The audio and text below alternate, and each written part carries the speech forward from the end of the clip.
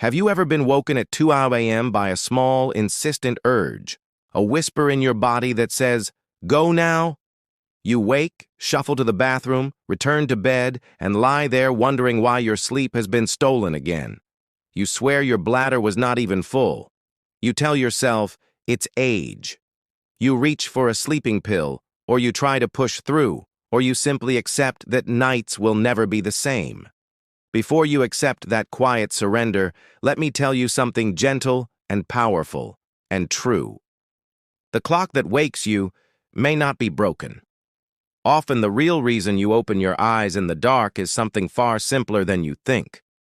It can be the timing of the water you drink during the day. Tonight I will walk you through a clear, kind plan, not a promise of overnight miracles, but a steady, respectful way to help your body remember how to sleep again. We will talk about what actually changes as we age, why a half glass can feel like an emergency, the small habits that quietly make things worse, and the exact routine many elders have used to reclaim 6 hours of deep healing sleep. I will share stories of people from small towns and big cities whose nights return to them, and I'll give you step-by-step practical guidance you can begin this very evening. But first, please tell me where you're watching from in the comments below. Even the smallest note from you helps us feel connected. If one small part of this video helps, please press subscribe so you don't need to miss the next gentle tip designed for elders who want to live with more rest and dignity. Now, let us begin. What changes with age and why it matters. There is a quiet, invisible orchestra inside us that keeps our body in rhythm. One of the conductors in that orchestra is a hormone called vasopressin. In younger years, vasopressin grows strong in the evening. It tells your kidneys to slow down so they do not produce much urine while you sleep. Think of vasopressin as a night watchman whispering to the kidneys, "Rest now, we will filter again in the morning." After the age of 55, many people begin to produce less vasopressin at night. The night watchman sleeps a little more lightly. The kidneys, still dutiful, continue filtering fluids as before. The result? Your body makes more urine at night than it used to. Because of this, a fluid that would have rested harmlessly during sleep once again becomes a reason to wake. At the same time, the bladder itself changes. In youth, it can hold 400–500 milliliters comfortably. As we age, nerve sensitivity increases and the bladder's full signal comes sooner. What once required a full cup now sends an alarm at half a cup or less. That means even a modest amount of fluid, perhaps a few sips before bed or a warm soup at night, can create the feeling of urgency. This combination, fewer nighttime vasopressin signals, slightly slower kidney filtering, and a more sensitive bladder, is the main reason many elders wake in the night. It is not a failure of your will, nor a moral failing. It's a change in your physiology, one that nearly everyone experiences to at least some degree. The good news is, because it is about rhythm and timing, it is often something we can influence with smart, gentle changes. The quiet habits that steal your night. There are simple habits we adopt without thinking that can make these normal changes worse. These are not sins, just small routines that, like grains of sand, slowly clog the machine of your sleep. Drinking large amounts of water late in the evening. A common habit is to catch up on water after a busy day. Some elders drink most of their fluids in the evening because they were busy earlier. That is the problem. The kidneys are getting ready to slow down after sunset. If you pour large amounts of liquid into the system at 8 or 9 p.m., your kidneys will still have to work through the night. The result? Frequent awakenings, warm evening drinks and soups, ginger tea, haldi, turmeric, milk, light soups, rasam. Many of these calm the body and soothe the spirit. But their water content still counts. A warm cup at 9 p.m. can mean a waking at 2 a.m. or 3 a.m. If these drinks are your comfort, we will keep them, but changed in timing. Just in case. Bathroom trips. This is a habit born of caution. To use the bathroom before bed even when you don't truly need it. Over time, this trains the bladder to expect emptying and to send an alert too early. You teach your body to worry. Evening salt and spice. Highly salty dinners make you thirsty. Spicy or acidic foods can irritate the bladder lining. Both increase evening fluid intake and bladder sensitivity. Cold, chilled water at night. Very cold water can stir the nervous system and make the bladder react. Warm or room temperature water is gentler. Medications and timing. Some necessary medicines require water and must be taken at night. If you take diuretics or certain pills, we must consider timing. That does not mean you stop medications. It means you talk with your doctor and we find better schedules. Each of these small behaviors adds a gentle pressure that pushes against your body's natural night rhythms. The good news is that each of these habits is also something we can change without big sacrifice. Real stories, real wisdom, before and after. Stories help us remember. Let me share a few brief, gentle stories of people who changed small habits and found nights returned to them. Uncle Moan, Hyderabad. Woke twice every night, felt tired by morning. He stopped heavy evening drinks, but still took ginger tea at 9 p.m.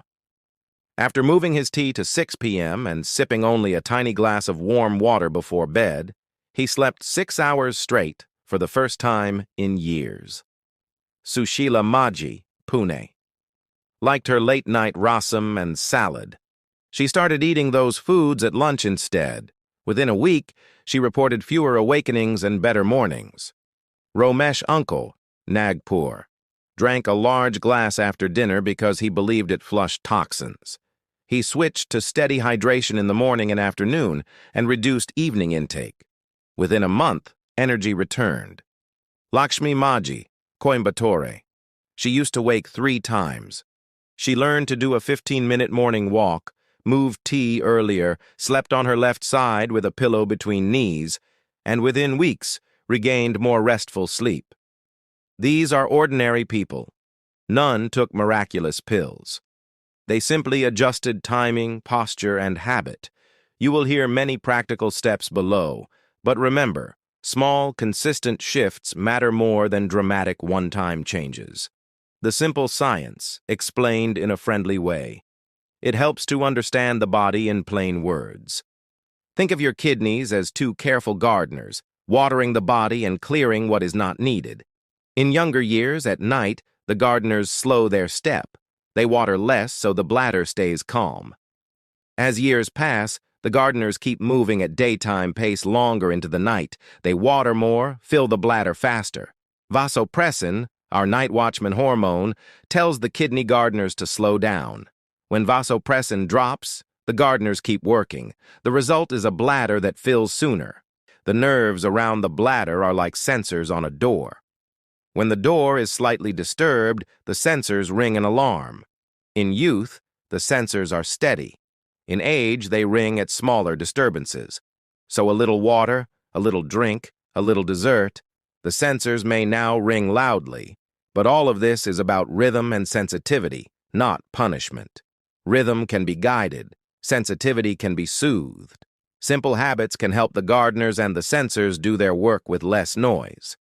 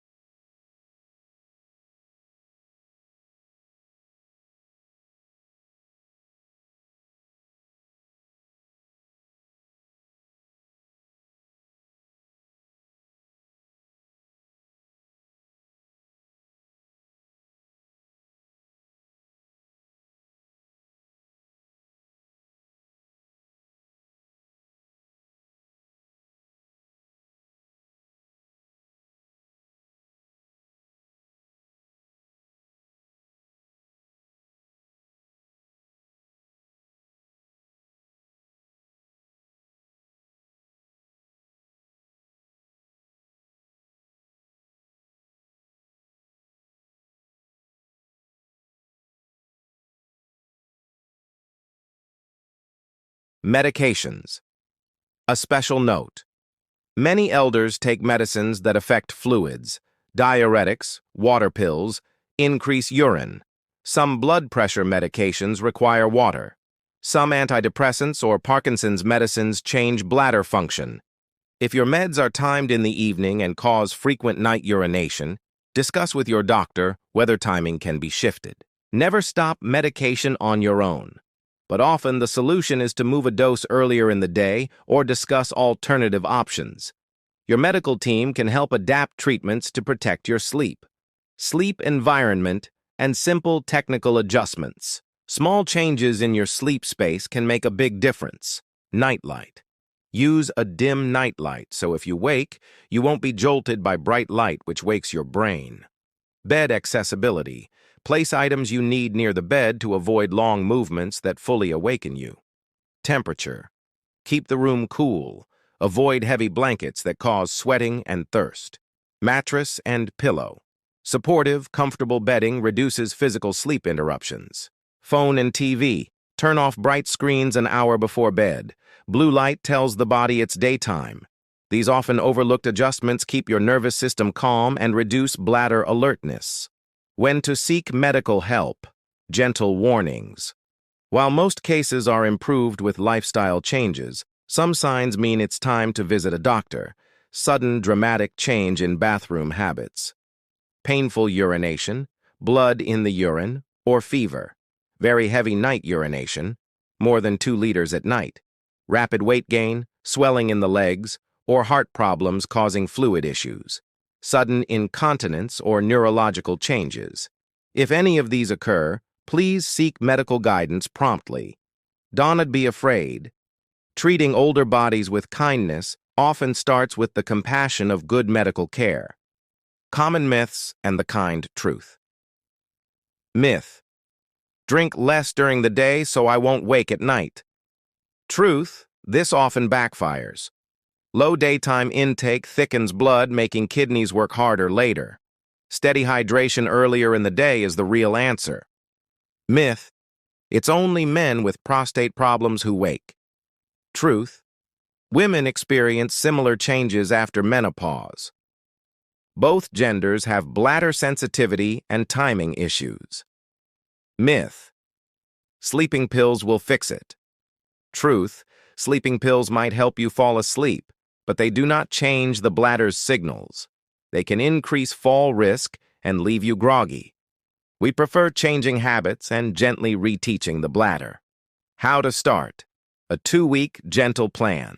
If you are ready to try, here is a gentle 2-week plan to start tonight. Week 1. Awareness and timing. Keep a simple log. Write when you drink and when you urinate. Shift 20% of your water from evening to morning and early afternoon. Move herbal teas or light soups earlier to before 6 p.m. Try sleeping on your left side, pillow between them. Week 2. Routine and training. Continue shifting fluids. Aim for 70% of daily water by 4 p.m. Practice pelvic floor exercises twice daily. Practice 4-7-8 breathing before bed and when you wake. Try the pause and breathe technique when you wake at night. Only get up if urgency is real. Evaluate at the end of 2 weeks. Many elders notice less waking, deeper rest, and brighter mornings. If progress is slow, be patient. Small steps compound. Questions elders often ask and kind answers. Q. What if my doctor says I must drink fluids in the evening for medication? A. Speak with your doctor about taking medicine with minimal sips only, or consider adjusting medication timing. Many medications can be moved with medical advice. Q. What about nighttime thirst? A. If you feel thirsty, try small sips of room temperature water rather than big glasses. A spoonful every few minutes can help without filling the bladder. Q. Is it safe to stop going to the bathroom just in case? A. Yes, with practice. Bladder training helps increase tolerance. If you have anxiety about this, slowly extend intervals while using breathing to calm the urge. Q. Will this work for those with diabetes or heart disease? A. If you have these conditions, discuss changes with your doctor. Often the principles still apply, but the plan must be adjusted for individual health needs. A deeper sense of peace, spiritual and emotional support. Sleep is not only a physical need, it is a balm for the soul. For many elders, waking at night brings quiet shame or worry. You may fear becoming a burden. You may feel less useful, tired. I want to give you permission to be gentle with yourself. Try a short nightly ritual, a soft prayer, a few lines of poetry, a calming song, or simply telling yourself, "My body is still my friend." These small acts calm the heart and reduce nervous system tension, which in turn quiets the bladder's false alarms. When we treat our bodies with kindness, they respond. Tonight, when you lie down, offer yourself that kindness. Final stories, hopeful endings. Mrs. Fernandez in Florida started gentling her water timing and practiced pelvic exercises. She reported sleeping through the night for the first time in years and returned to her morning garden. Mr. Singh in New Jersey moved his evening tea to earlier and added morning walks. He says he regained his energy and started visiting his grandchildren again.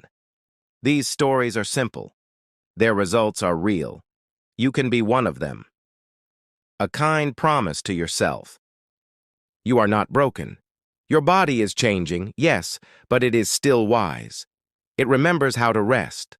With timing, with gentle training, and with small changes shared here, many elders restore the nights that seemed lost. If this message gave you hope, please type HOPE in the comments.